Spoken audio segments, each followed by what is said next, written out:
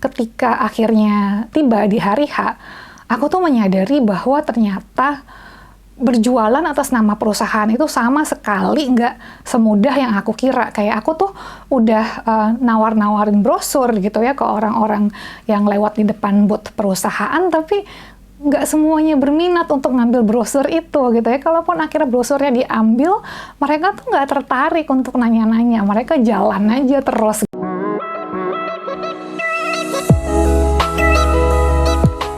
Halo, selamat datang di episode pertama Journey to Entrepreneurship with Rifa Sancati.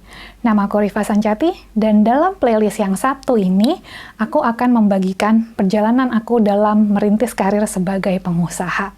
Nah, di episode yang pertama ini, aku akan khusus membahas mengenai penting atau tidak sih kita sebagai founder atau sebagai pendiri perusahaan punya kemampuan untuk menjual produk. Bukannya kita bisa hiring salesman atau SPG untuk menjual produk kita, atau kita harus terlibat langsung dalam proses penjualan itu. Nah, topik ini bakal cocok banget nih buat kamu para founder yang tidak punya background sales and marketing. Temukan jawabannya di video aku yang satu ini ya. Stay tuned! Jadi video ini awalnya terinspirasi dari obrolan aku dengan salah satu sahabat yang curhat soal bosnya yang tiba-tiba nyuruh dia untuk ikut jualan produk perusahaan. Padahal dia itu jabatannya finance manager, bukan sales manager, tapi mentang-mentang lagi corona, semua orang di perusahaan wajib ikut berkontribusi sebagai salesman atas produk yang dijual perusahaan.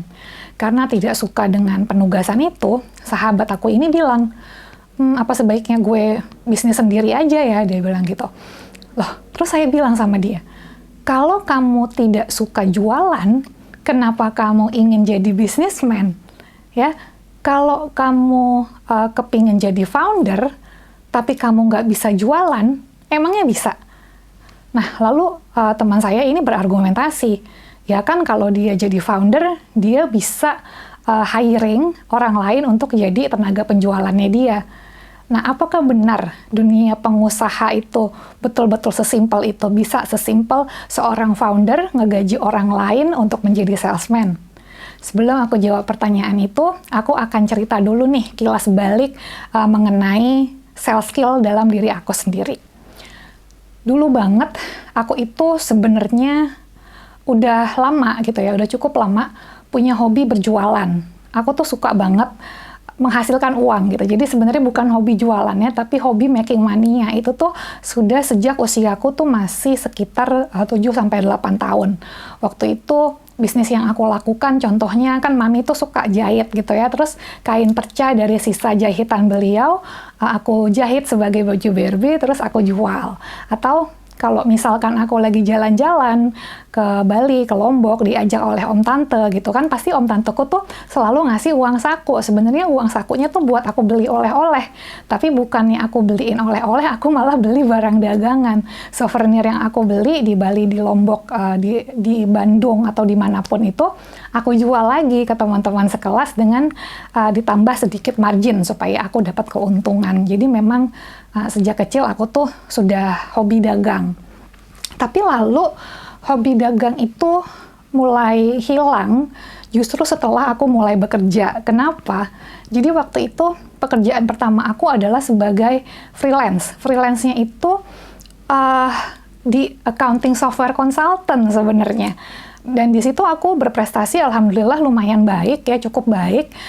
Bahkan sampai bos-bos aku itu senang mempercayakan project-project yang sulit untuk aku handle. Nah, awalnya sih lancar-lancar aja gitu ya, nggak pernah tuh aku mengalami kayak dapat rating rendah dari klien atau diusir sama klien karena dianggap nggak bisa kerja, itu tuh nggak pernah sama sekali. Lalu suatu hari ketika perusahaan ini ingin menerbitkan produk baru, ya, beliau, bos aku, menunjuk aku untuk menjadi salah satu SPG di Technology Fair di JCC waktu itu. Waktu itu Technology Fair-nya hari Sabtu dan Minggu, dan aku diminta menjadi SPG bukan untuk menjual produk yang biasa aku handle, bukan accounting software-nya, tetapi produknya itu software untuk kasir ya, namanya POS atau POS. Nah, aku accounting software consultant disuruh jadi SPG-nya POS yang baru dirilis oleh perusahaan ya. Singkatnya kayak gitu job description-nya. Awalnya aku pede-pede aja, aku pikir, loh aku kan emang hobi jualan, I think it's going to be easy gitu. Aku tuh udah dengan pedenya berpikiran kayak gitu. Lalu ketika akhirnya tiba di hari H, aku tuh menyadari bahwa ternyata berjualan atas nama perusahaan itu sama sekali nggak semudah yang aku kira. Kayak aku tuh udah nawar-nawarin brosur gitu ya ke orang-orang yang lewat di depan booth perusahaan, tapi nggak semuanya berminat untuk ngambil brosur itu gitu ya. Kalaupun akhirnya brosurnya diambil, mereka tuh nggak tertarik untuk nanya-nanya. Mereka jalan aja terus gitu kan. Terus aku tuh kaget gitu, oh ternyata kalau jadi salespersonnya perusahaan tuh kayak gini ya rasanya gitu. Wah susah juga ya gitu. Nah udah tuh akhirnya seharian itu aku tuh nggak berhasil close any leads, bener-bener nggak berhasil dapetin satu customer pun gitu ya. Udah bagi-bagi browser aja, tapi nggak ada satupun yang tertarik beli dari aku. Aku udah ngerasa gagal banget sebenarnya di hari itu. Aku udah down banget. Lalu tiba-tiba bos aku manggil dan dia bilang, Rifa ya udah deh besok kamu nggak usah balik lagi ke sini. Dia bilang karena aku nggak dianggap kompeten sebagai SPG, jadi ya udah yang harusnya kerja 2 hari, aku cuma disuruh kerja 1 hari itu aja. Besoknya aku diganti dengan SPG lain. Waktu itu tuh rasanya sedih banget gitu ya, kecewa banget. Itu aku selama berkarir, selama kerja magang itu baru sekali itu aku merasakan yang namanya kegagalan gitu ya. Sebenarnya aku nggak dipecat dari perusahaan itu ya, aku tetap accounting software consultant di sana. Tapi tetap aku sedih banget gitu ya. Hari itu aku sampai pulang-pulang, sampai kosan tuh langsung nangis karena bener-bener felt like a failure gitu. Dari situ aku berpikiran, sudahlah, ternyata gue ini nggak bakat dagang. Ya udahlah, kan gue kuliahnya finance, berarti nanti gue fokus aja lah berkarir di finance sesuai rencana awal. Nggak usah deh tuh coba-coba kerja di sales and marketing. Begitu pikir aku. Tapi lalu, apakah benar kalau bekerja di bidang finance nggak harus ngerti sales and marketing? Dan bagaimana dengan cita-cita aku sebagai pengusaha? Bisa nggak aku jadi pengusaha sukses kalau aku nggak mau belajar sales and marketing? Nah, kemudian setelah aku kerja freelance, aku pindah ke EY sebagai financial auditor, dan setelah itu aku sempat pindah ke beberapa perusahaan sebagai finance executive. Jadi selama 11 tahun kerja kantoran, aku tuh kerjanya selalu di dalam divisi finance, accounting, and tax. Tapi menariknya, justru ketika aku kerja di divisi finance itulah aku sadar bahwa jika aku masih ingin mewujudkan cita-cita sebagai pengusaha, maka mau nggak mau, suka nggak suka, aku tuh tetap harus menguasai yang namanya sales and marketing teknik. Kenapa? Karena saat itu aku melihat CEO perusahaan aku itu, walaupun sudah punya CMO, Chief Marketing Officer, udah punya CSO, Chief Sales Officer, dan sudah punya begitu banyak orang di tim sales and marketing, mereka tuh tetap menjadi number one salesman di perusahaan itu. Kemanapun mereka pergi, semua yang keluar dari mulut mereka itu, ujung-ujungnya adalah soft selling produk perusahaan. Mereka tuh sangat paham ya dengan seluk-beluk bisnis perusahaan, seluk-beluk produk yang dijual, dan mereka tuh selalu menekankan kepada orang-orang yang mereka temui mengenai keunggulan produk perusahaan. Itu kan sebenarnya sama aja dengan sales and marketing teknik kan. Mereka sama aja seperti sedang memasarkan atau bisa juga sedang berusaha menjual produknya kepada lawan bicaranya mereka. Jangankan ketemu dengan klien saat mereka sedang diinterview oleh majalah misalkan, itu mereka tetap tuh berusaha soft selling dengan cara storytelling ala mereka. Dan kalau mereka tidak melakukan itu, ya tentu perusahaan tidak akan bisa bertahan hidup kan. Ya emang penting gitu ya untuk seorang finance controller mengelola uang, tapi ya nggak akan ada uang yang bisa dikelola juga kalau tim sales and marketingnya dan CEO-nya, pemimpin perusahaannya tidak bisa berjualan. Nah, pada titik itulah aku sadar jika nanti aku ingin mewujudkan cita-cita sebagai pengusaha, maka aku harus belajar mengenai sales and marketing teknik sejak dini. Jadi sejak itu aku mulai sering ngobrol dengan teman-teman dari tim sales, dengan teman-teman dari tim marketing. Aku juga mulai belajar apa sih bedanya pekerjaan tim sales dengan tim marketing gitu ya. Apa tantangan dari masing-masing pekerjaan dan apa KPI atau goals atau target dari masing-masing divisi ini. Dan aku juga belajar sama mereka mengenai modern marketing teknik seperti digital marketing gitu ya. Kalau zaman sekarang kan iklan tuh ada di Google ketika kita sedang browsing, ada di Instagram, ada di LinkedIn, ada dimanapun gitu kan. Nah itu sesuatu yang aku juga pelajari ketika aku sedang bekerja di divisi finance. Karena aku tahu ketika nanti aku mendirikan perusahaanku sendiri, aku akan sangat membutuhkan semua skill dan experience itu agar perusahaan aku bisa bertumbuh besar. Kemudian setelah 9 tahun kerja kantoran, aku mulai mutusin untuk buka bisnis sampingan berupa startup milik aku sendiri, yaitu The Land Story. Dia ini online marketplace pertama di Indonesia untuk jasa fotografi. Nanti ke depannya aku akan expand juga nih ke jasa travel, insya Allah.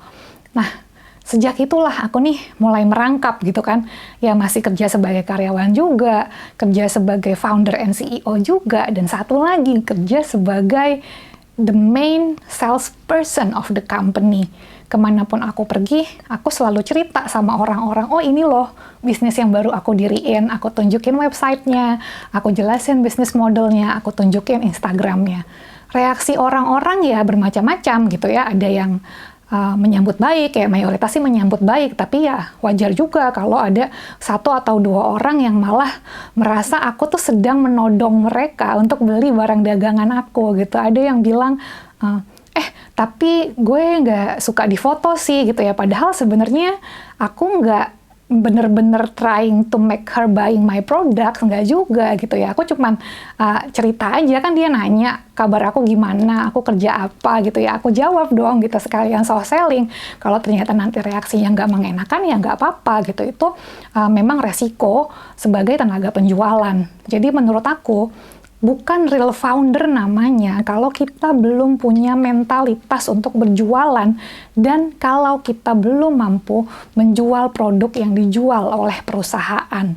Ya, kalau real foundernya aja nggak bisa meyakinkan orang lain untuk membeli produk perusahaan, apa yang membuat kita berpikir kita akan bisa menemukan orang lain yang mampu menjual produk itu?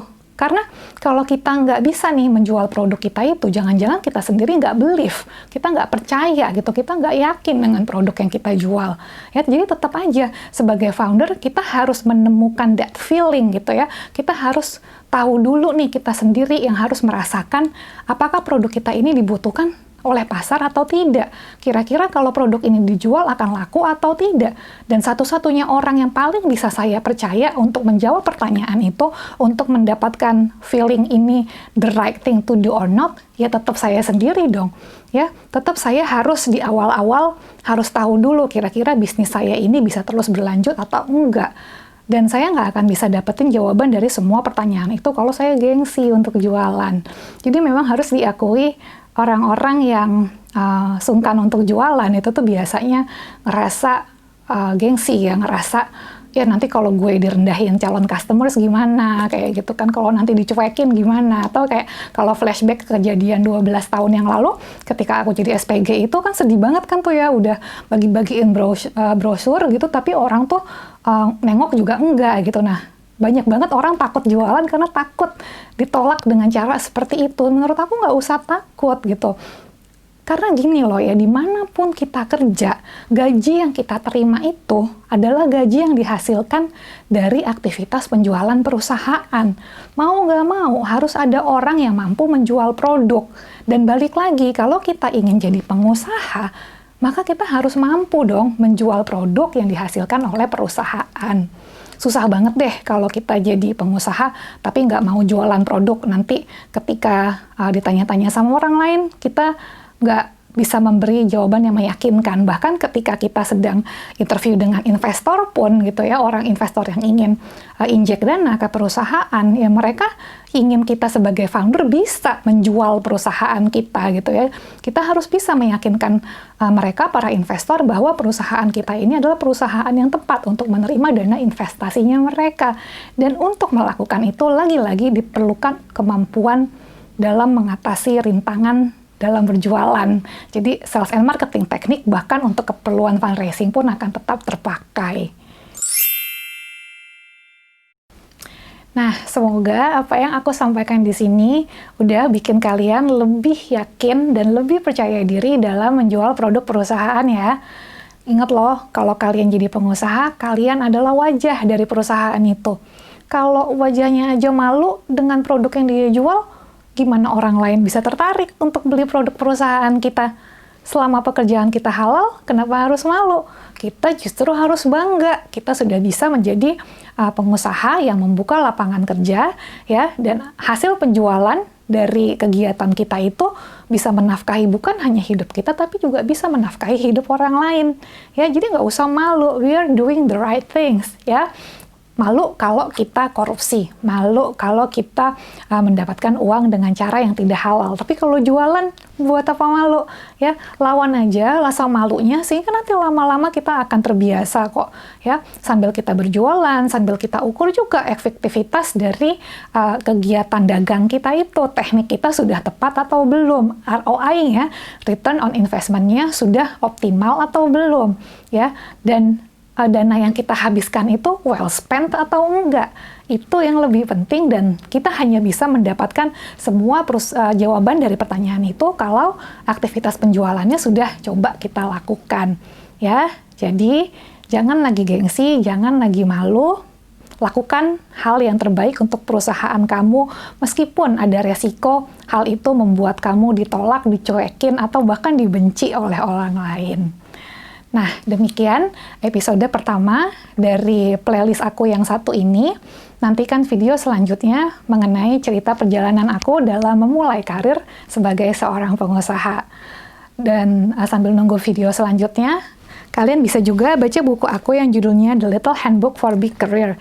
Di sini banyak banget nih ngajarin pola pikir baru yang bisa membantu kita dalam mewujudkan karir impian, salah satunya karir sebagai pengusaha. Ya, sampai di sini dulu video aku. Jangan lupa like, jangan lupa subscribe. Thank you for watching. Bye-bye.